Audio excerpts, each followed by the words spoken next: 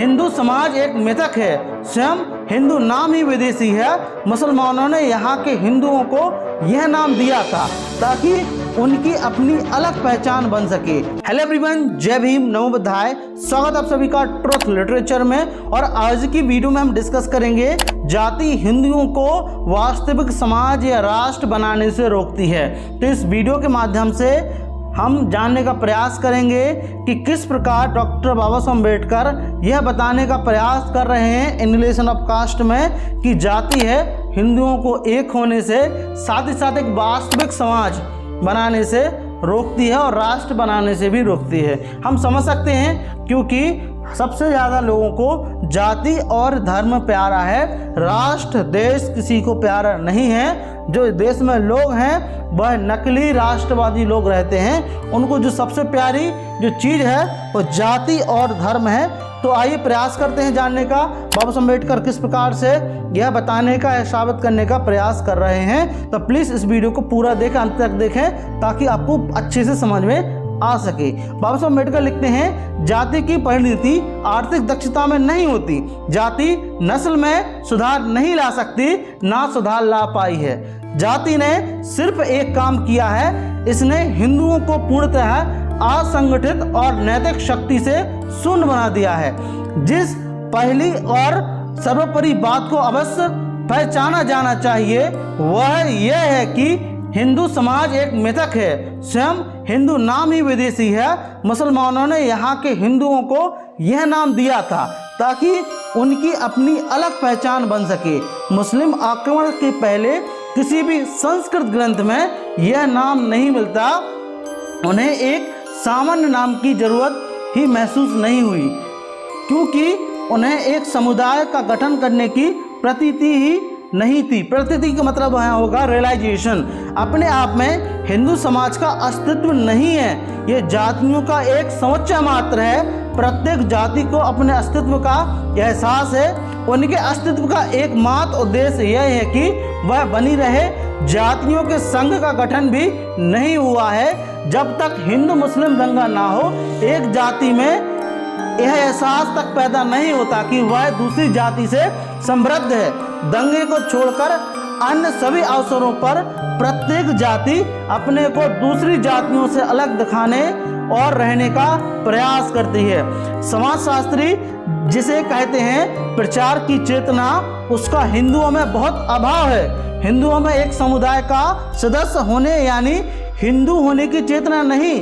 प्रत्येक हिंदू में जिस चेतना का अस्तित्व है वह किसी खास जाति का होने की चेतना है। इसी वजह से यह कहा जा सकता है कि हिंदू ना ही एक समाज है ना ही एक राष्ट्र है। हालांकि बहुत से भारतीय ऐसे हैं जिनका देश प्रेम उन्हें यह स्वीकार करने की इजाज़त नहीं देता कि भारतीय एक राष्ट्र नहीं है, कि वे प्रत्येक व्यक्तियों का एक आकारहीन समूह है।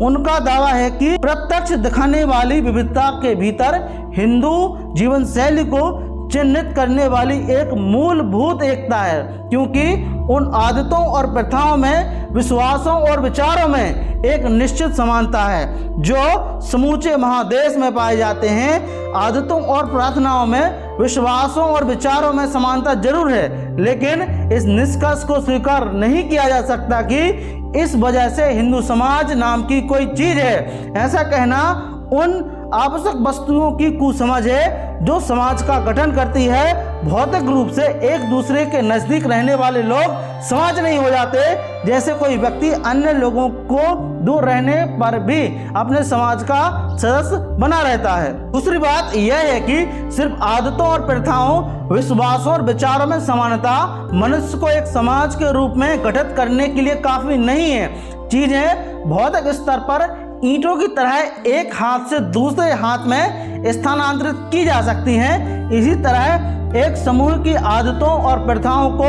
विश्वासों और विचारों को दूसरा समूह ग्रहण कर सकता है और दोनों समूहों के बीच समानता दिखाई पड़ सकती है।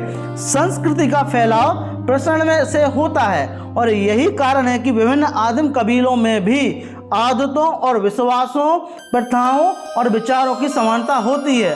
यद्यपि वे पास पास नहीं रहते, लेकिन कोई यह नहीं कह सकता कि चूंकि उनमें ये समानताएं हैं, इसलिए आदिम कबीले एक समाज थे। इसलिए कुछ निश्चित चीज़ों में समानता समाज बनने के लिए काफ़ी नहीं होती हैं, यह बाबा साहब अम्बेडकर बोल रहे हैं। लोग समाज तब बनते हैं जब उनके पास ऐसी चीज़ें हों जो उनमें साझा हों। एक जैसी चीज़ें रखना चीज़ों की साझेदारी से एकदम भिन्न है और एकमात्र तरीका जिसके द्वारा लोग चीज़ों में एक दूसरे से साझा करते हैं, एक दूसरे के साथ संवाद में रहना, यह बात कहने का एकमात्र दूसरा तरीका है कि समाज संवाद से ही है।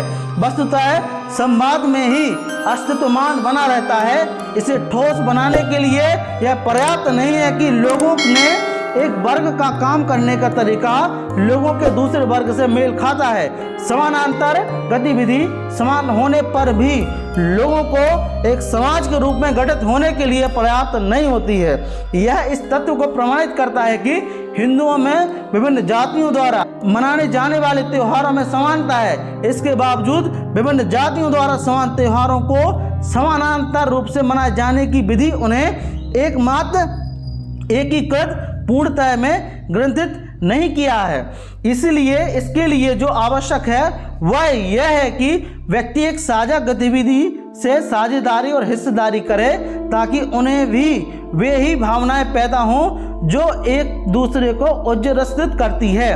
व्यक्ति को एक साझा गतिविधि में साझेदार या अंशधारी बनाना ताकि उसे महसूस हो कि उस गतिविधि की सफलता उसकी अपनी सफलता है, उस गतिविधि की असफलता उसकी अपनी विफलता है।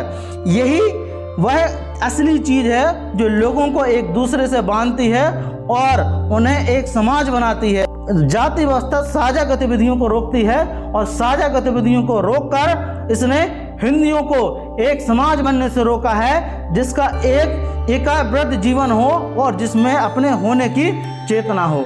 तो बाबा साहब अम्बेडकर इस आर्टिकल के माध्यम से, इस चैप्टर के माध्यम से बाबा साहब अम्बेडकर समझाने का प्रयास कर रहे हैं कि जो जाति व्यवस्था है किस प्रकार से हिंदुओं को वास्तविक समाज बनने से रोकती है, साथ ही साथ राष्ट्र बनने से भी रोकती है। क्योंकि लोगों को जाति धर्म सबसे प्यारा है, लोगों को राष्ट्र प्यारा नहीं है। तो आपका इस वीडियो के बारे में क्या मानना है प्लीज़ हमें कमेंट बॉक्स में जरूर बताएं और यदि आप चैनल पर नए हो तो प्लीज़ इसको लाइक करें, साथ ही साथ इस वीडियो को शेयर जरूर करें। Thank you very much, thanks for watching. जय भीम, जय भारत।